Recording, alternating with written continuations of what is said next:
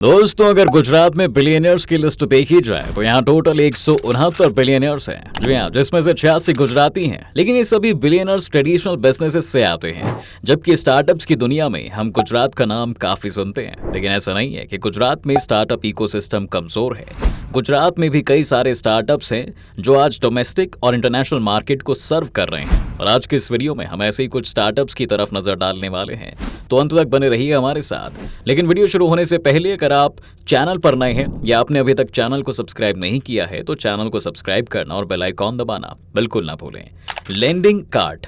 दोस्तों, lending cart एक fintech startup है जो कि अहमदाबाद में बेस्ड है और इसका काम एंटरप्रेन्योर्स को वर्किंग कैपिटल और बिजनेस लोन्स प्रोवाइड करवाना है। जी हाँ, 2014 में अपनी शुरुआत करने के बाद ये कंपनी तेजी से ग्रो कर रही है और ये भी कहा जा रहा है कि जल्द ही ये एक यूनिकॉर्न यानी कि $1 बिलियन की वैल्यूएशन वाली कंपनी भी बन सकती है। ज्यादातर मनी लेंडिंग बिजनेसेस और बैंक लोन्स देते समय पुरानी फाइनेंशियल स्टेटमेंट्स और इनकम टैक्स रिटर्न्स को देखते हुए रिस्क असेसमेंट करती है और फिर उस हिसाब से डिसाइड करती है कि लोन देना है कि नहीं। लेकिन लेंडिंग कार्ड का फोकस क्लाइंट के उस साल के कैश फ्लो और बिजनेस ग्रोथ की तरफ रहता है, जिस वजह से स्टार्टअप्स के लिए ये एक बेहतर आउटलेट है। इस समय लेंडिंग कार्ड के पास 640 से भी ज्यादा एम्प्लॉयज हैं और अहमदाबाद के अलावा बैंगलोर और मुंबई में भी इनके ऑफिसेज हैं।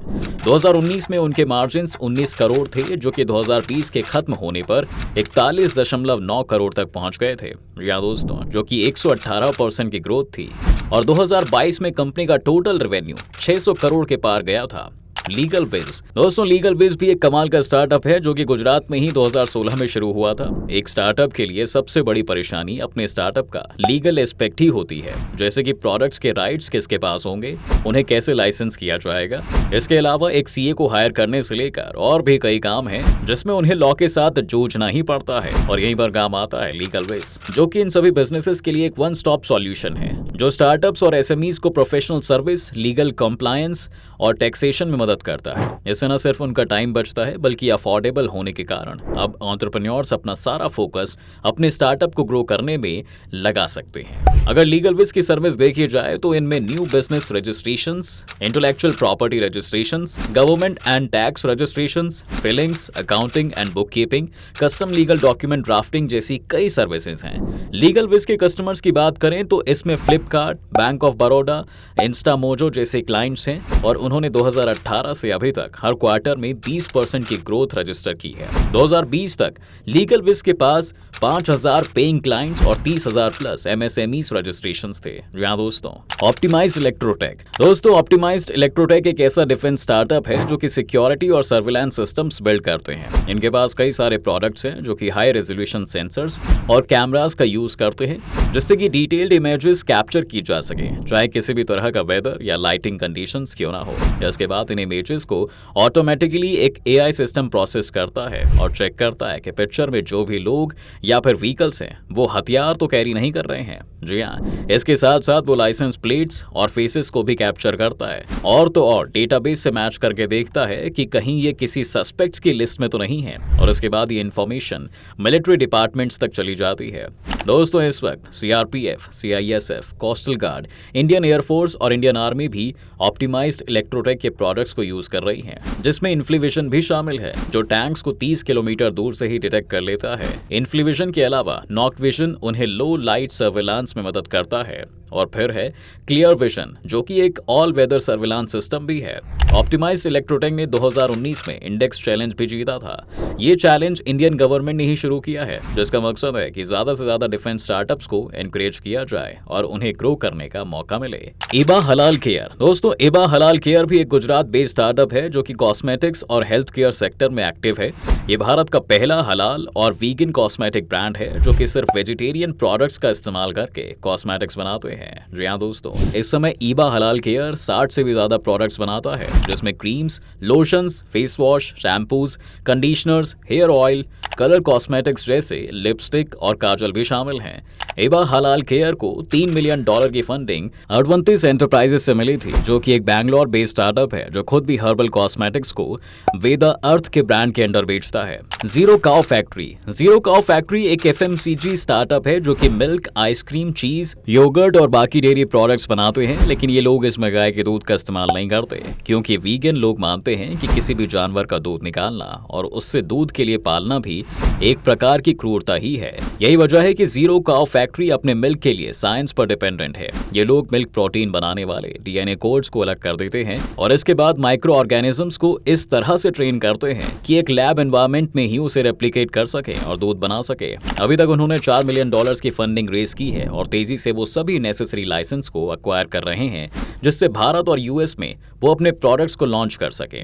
स्टार लैब दोस्तों, इसके बाद हमारी लिस्ट में अगला स्टार्टअप है स्टार लैब। इसरो के मिशंस की वजह से पिछले कुछ समय में स्पेस को लेकर यंग इंडियंस की रुचि काफी बढ़ चुकी है और वो भी इस स्पेस में कंट्रीब्यूट करना चाहते हैं, लेकिन इसकी सबसे प्रॉब्लम बड़ी यही है कि लोग कंफ्यूज हो जाते हैं कि इसके बारे में कहां से पढ़ें, किसे ज्वाइन करें या फिर इस स्पेस में आगे बढ़ने का रास्ता क्या है।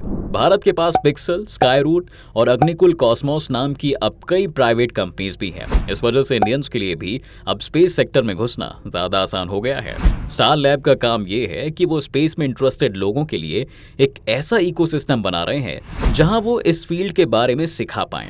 स्टार लैब ने सूरत में अपना एक स्पेस भी ओपन किया है, जहां पर स्टूडेंट स्पेस टेक्नोलॉजी को डिजाइन भी करते हैं, उन्हें बिल्ड भी करते हैं और साथ ही इनकी टेस्टिंग भी वही होती है। इसके अलावा ये एक 30 दिन की इंटर्नशिप भी ऑफर करते हैं, जिससे कि लोगों को इंडस्ट्री का प्रैक्टिकल एक्सपीरियंस हो पाए। 5 साल में इस कंपनी ने काफी ग्रोथ अचीव की है और अभी तक ये 12,000 स्टूडेंट्स को अपने प्रोग्राम में एनरोल कर चुके हैं और ये लगातार पॉपुलर होते जा रहे हैं। इमेजिन पावर ट्री दोस्तों, इमेजिन पावर ट्री एक गांधीनगर बेस्ड स्टार्टअप है जिसका टेक्निकली काम तो सोलर पैनल्स इंस्टॉल करने का है, लेकिन जो चीज इन्हें अलग बनाती है वो है इनके डिजाइन्स। सोलर पैनल्स को आपने हमेशा ही एक ही पैटर्न में हर जगह लगे हुए देखा होगा, लेकिन पावर ट्री ऐसी कंपनी है जो इन्हें फूलों की शेप में अरेंज करती है। इससे सबसे बड़ा फायदा तो ये है कि इससे थोड़े से स्पेस में भी ज्यादा सोलर पैनल्स लगाए जा सकते हैं और साथ ही इस डिजाइन की वजह से आप सोलर पैनल्स को एडजस्ट भी कर सकते हैं ताकि मैक्सिमम सनलाइट उन पर पड़ती रहे। इमेजिन पावर ट्री को आपने शार्क टैंक इंडिया के एपिसोड में भी देखा होगा, जहां वो 60 करोड़ की वैल्यूएशन पर 1.5 करोड़ रुपए रेज करने आए थे और ऐसा लगता है कि इस तरह की इनोवेटिव कंपनीज आने वाले जीरो कार्बन और ग्रीन एनर्जी फ्यूल मार्केट में काफी थ्राइव करने वाली हैं।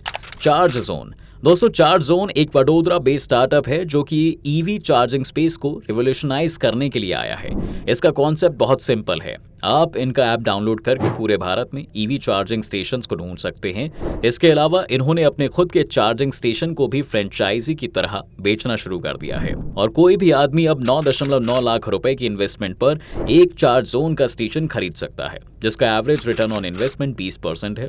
कंपनी की बात करें तो इन्होंने अभी तक $68 मिलियन रेज किए हैं, जिसमें से $58 मिलियन तो उन्होंने रिसेंटली अपने सीरीज A राउंड में रेज किए हैं।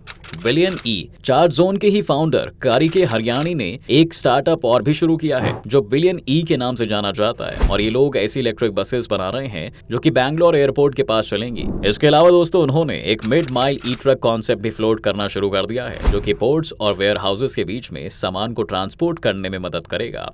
लेट्स रिसाइकिल अब हमारी लिस्ट का आखिरी स्टार्टअप है लेट्स रिसाइकिल, जो कि 2012 में शुरू किया गया था और ये भारत का सबसे बड़ा वेस्ट मैनेजमेंट सॉल्यूशन ब्रांड है और ये dry waste management service provide करते हैं। जी हाँ दोस्तों, अगर आपके पास काफी सारी वेस्ट है तो आप लेट्स रिसाइकिल की सर्विस को यूज कर सकते हैं। वो आपके पास आएंगे और आपका वेस्ट कलेक्ट करके ले जाएंगे, जिसके बाद वही इसे अलग करेंगे और फिर अलग अलग रिसाइकिलर्स तक भेजेंगे। Schools, colleges, hospitals, government bodies और इंडिविजुअल हाउस होल्ड्स, इन सभी को ये अपने टारगेट कस्टमर्स मानते हैं और 2015 में उन्हें 20 लाख रुपए की फंडिंग भी मिली थी।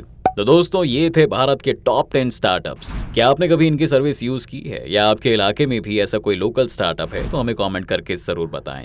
उम्मीद है आपको आज के इस वीडियो में काफी कुछ नया मिला होगा। अगर आपको ये वीडियो पसंद आया है तो वीडियो को लाइक करें और अगर आप इस चैनल पर नए हैं तो जाने से पहले चैनल को सब्सक्राइब करना भी ना भूलें।